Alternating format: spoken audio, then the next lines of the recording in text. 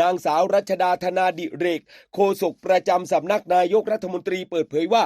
นายอนุทินชาญวีรกูลนายกรัฐมนตรีและรัฐมนตรีว่าการกระทรวงมหาดไทยได้แสดงความห่วงใยอย่างยิ่งต่อสถานการณ์ซุปเปอร์เอลนิโญที่กำลังจะมาถึงนี่แหละครับโดยที่ผ่านมานั้นได้กำชับให้หน่วยงานที่เกี่ยวข้องต่างๆไปเตรียมความพร้อมและกำหนดมาตรการรองรับผลกระทบไว้ล่วงหน้ากันแล้วแผนและมาตรการดังกล่าวก็จะครอบคลุมอย่างรอบด้านเลยทีเดียวครับทั้งเรื่องน้ำเพื่อการอุปโภคบริโภคภาคการเกษตรภาคอุตสาหกรรมการรักษาสิ่งแวดล้อมและความหลากหลายทางชีวภาพกันด้วยครับซึ่งสิ่งเหล่านี้ล้วนเป็นปัจจัยสำคัญที่เชื่อมโยงโดยตรงกับคุณภาพชีวิตของประชาชนและความมั่นคงทางเศรษฐกิจของประเทศกันด้วยและก็ได้เน้นย้ำให้ทุกหน่วยงานที่รับผิดชอบนำแผนปฏิบัติการและมาตรการที่ได้ดำเนินการไปแล้วรวมถึงความคืบหน้าในการเตรียมความพร้อมทั้งหมดเหล่านี้มา